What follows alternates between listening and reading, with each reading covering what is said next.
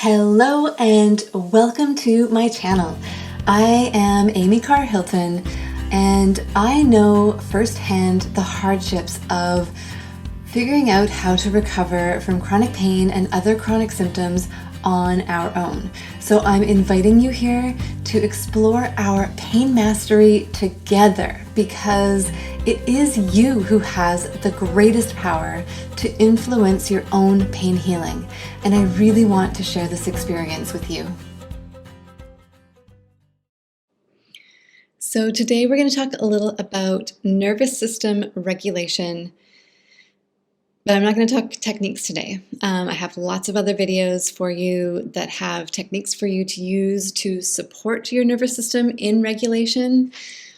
What I want to talk to you about today is what nervous system regulation actually means, because a lot of people think that it just means calming down or relaxing or getting out of tension, feeling more at ease in your body, which that is the end result, of course, but that's not what regulation is in the nervous system. So let's take a look here at nervous system regulation. So we see my little friend here, this deer-like creature, is running away in terror from this cheetah. Poor little guy. It's running for its life. And so it is in a flight state, of course. That's a parasympathetic nervous system response to potential immediate threat, physical threat to harm. Another option, of course, which you've all heard of, would be fight. Now, if this deer were to be caught by the cheetah, it's going to fight for as long as it can. If it fights and it realizes it's a losing battle, it is probably going to freeze. And what the freeze state does is it allows a chance for the cheetah to get distracted so that that deer can run away, or it gives the deer a chance to completely dissociate from the act of its life ending. So that is a perfectly reasonable response for the nervous system when there is an immediate threat to an animal's life. Now, if that deer were to get away from this cheetah, say it gets caught, it fights, it freezes, the cheetah does get distracted, maybe a hyena is sniffing around, and that deer has a chance to run away. If that deer gets a chance to run away and it finds itself in a safe place again, then that sympathetic nervous system reaction, that activation is what we call it, that activation will come down. It'll go back into a flexi state, into the middle zone where we actually want to be living most of our life, where animals very easily deactivate from that activated state and go back into the normal flexi state where they can go back and forth between running, resting, eating, running, playing, fighting, running, eating, digesting, all of those things.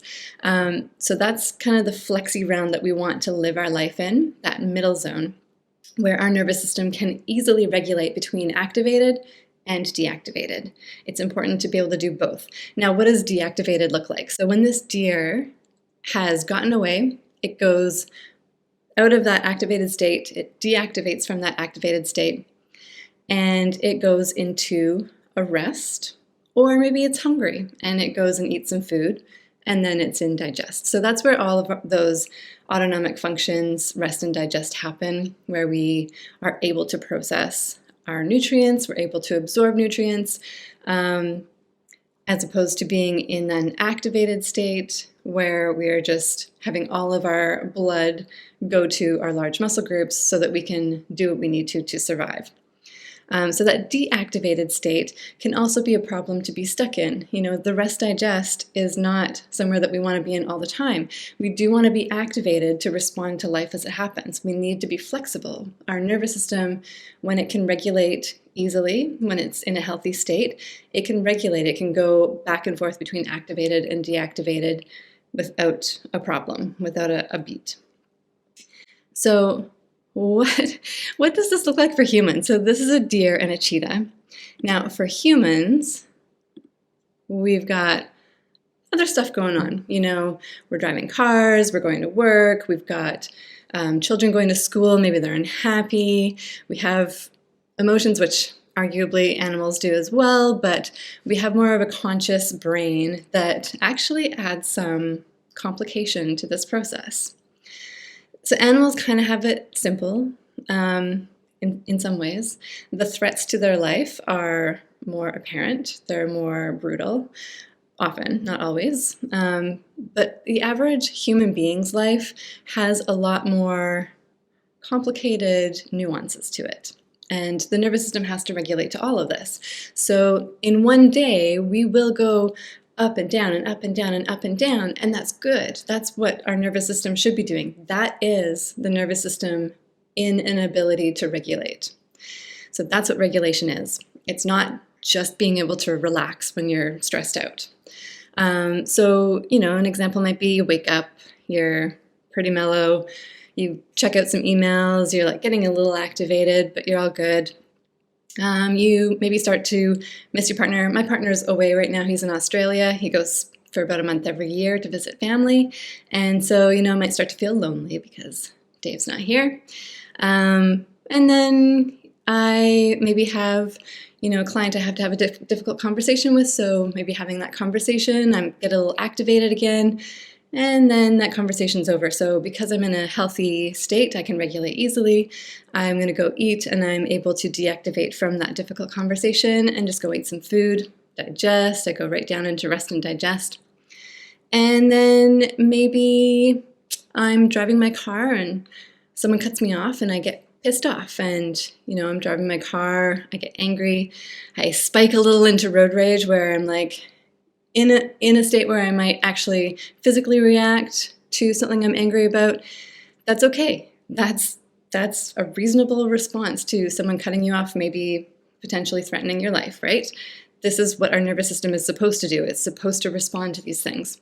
But once that incident is over, if I have a healthy state in my nervous system, if I can regulate easily, I'm going to deactivate really quickly once that situation is over. I'm going to go home, I'm going to take a deep breath, I'm going to just relax, maybe watch a funny movie, which is a little activating, but not too crazy. And then maybe, if I have a family member who's ill or has passed recently, or a pet has passed recently, maybe I drop into some grieving time, and that's quite strong deactivation often. And maybe I go have a bath because I feel like I just want to give myself some space, give myself some attention, and have some sensation in my body that I can be present with. And then I go to sleep. So that could be just an average day for a human being.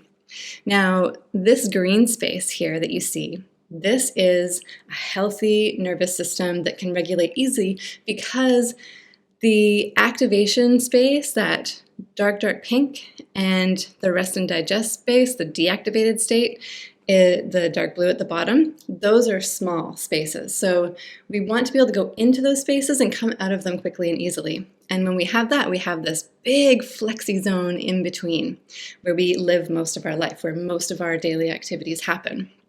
Now, if we are stuck in jumping back and forth between activated and deactivated, we don't get to spend a lot of time in that flexi state, in that middle zone. That is a sign that our central nervous system is highly sensitized and our nervous system is not able to regulate easily. It's just jumping quickly to the next thing, or it's jumping into it and getting stuck there. So we've probably all experienced that, and you can see on this diagram, the green zone is really small.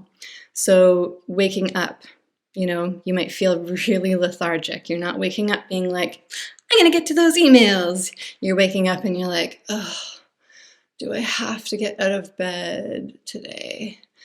And then you get to your emails and maybe it's like, I have to get this done. You're in an activated state. You're not just like doing your emails. That loneliness that you might feel, just a very natural feeling, we all feel it sometimes, might feel more like depression, and you might feel really stuck there. And you might get stuck there for the rest of the day if your nervous system can't can't activate easily out of that deactivated state.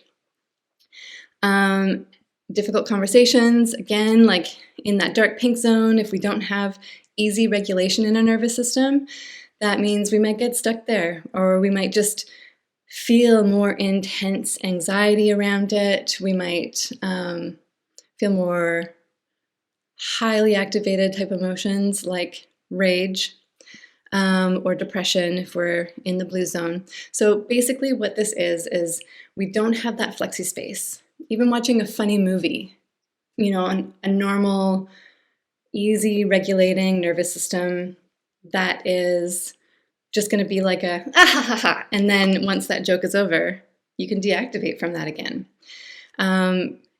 Grieving can be heavy, but then once you recognize that there's more going on in your life than that emotion, and you can sit with that emotion and be okay with it, you can come out of it. You can activate back into the middle zone from that deactivated state. But when our nervous system is highly sensitized, when we've been living with lots of chronic stress through our lives, then we get into the state where our nervous system is not able to regulate as easily. And what does that end up looking like? So stuck in activation, we call that hyperarousal. There's synonyms, you can use either word, doesn't really matter. That looks like panic, anxiety, hypervigilance, like being really worried about things, ruminating, worrying about something bad happening in the future. It's not even happening right now, but you're spending all of your time being in this activated state, trying to protect yourself from something that's not even happening. Restlessness, like there's always something else you have to be doing because you don't feel comfortable just being where you are. Aggression, road rage. I feel it sometimes. Stuck in deactivation, stuck in that rest and digest state, which everyone thinks is just what we all need to be doing all the time. We need to be able to get there, but we also need to get out of it, because if we get stuck there, if we're stuck in deactivation, we call that hypoarousal, and that looks like completely shutting down, not able to have a conversation with anyone, not able to be in social situations. It looks like depression, lethargy, dissociating completely from your life, the people in your world, your body, yourself, emotional numbing. So we don't want to be stuck there either, right? We want to be able to move fluidly through. And so when we are supporting our nervous system, that's what we're trying to do. We're trying to recognize the states that we do get stuck in when we get stuck in them, and then we're offering support to our nervous system. We're not like doing this breath technique or this stroking technique or this movement practice to fix something in our body, right? You have symptoms of anxiety and you want to just fix the symptoms, but that's not what we're doing with nervous system regulation support. What we're trying to do is we're trying to meet our nervous system where we're at, where we're stuck, and just influence our way out of being stuck there. So sometimes that means you're trying to meet yourself where you're in hyperarousal, you're stuck in activation, and you're just trying to gently encourage a little bit of deactivation, not trying to force it, not trying to push, just trying to meet yourself where you're at, and then remind your nervous system and your brain that you don't need to stay there, that it's not helping you to stay in activation or deactivation. You find yourself waking up feeling depressed. You want to meet yourself where you're at. Let yourself curl up in a ball on the floor, and then consider how you can help your nervous system move out of being stuck in that state. And so that's what those practices are for. It's to support your nervous system. It's not to fix something about you. It's just to kind of encourage your nervous system to do what it's naturally meant to do. So I have tons of videos for you about nervous system regulation support. So you can look through my nervous system regulation playlist for that. And yeah, play around with it. This is more about awareness of where you're at and offering yourself some self-compassion. This brings in my 4 elements of care, compassion for self. You need to really be able to meet yourself where you're at and love yourself there. Love yourself when you're depressed. Love yourself when you are screaming in rage at that driver who cut you off. Love yourself when you storm out on your child who's having a tantrum. Love yourself. So self-compassion, awareness of your context, so starting to notice where you have more emotional, psychological, and social triggers that bring you into these states where you get stuck in activation or deactivation. Reassurance of safety. When you find yourself stuck there, accept it, let yourself be there, and remind yourself that you are safe. It's okay to be stuck in these states. We don't want to be stuck there for forever. Like that's not just a healthy place for our whole body systems, but it's not going to kill you to be there for a while. So remind yourself that you are safe, okay?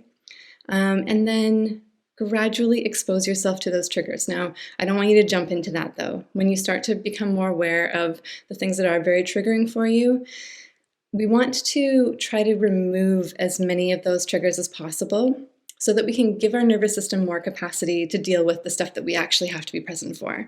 So there are certain things that we actually can't remove from our pool. So say you have a swimming pool and you're throwing in, you've got kids to look after, that takes some of your capacity.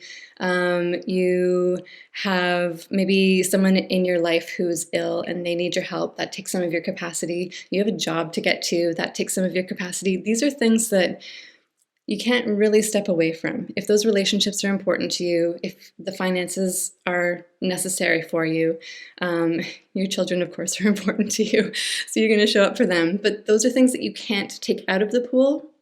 But what can you take out of the pool? So, if you've taken too much on your plate, you're volunteering for things that you actually don't need to be doing, you can take a break from. Don't feel bad about saying no to people. Say no to people and say yes to yourself. Give yourself that capacity in your swimming pool for the things that you need to be able to regulate for. For now, you'll be able to add more. You'll have a bigger swimming pool later on. But for now, while you're in a state of unease of going back and forth between activation and deactivation, being aroused or being disaroused, then please give yourself that capacity for just what you need to do. And this brings us into pacing as well, which I also have a whole playlist of videos about, which you can watch to get more ideas on how to incorporate that concept of starting out as low and slow as you can. Do less than you think you need to, and then work your way up from there as your nervous system has capacity to take on more. So I hope this is helpful. Please let me know if you have questions, if there's anything confusing about this. I do want to know so I can make it more clear for you, okay?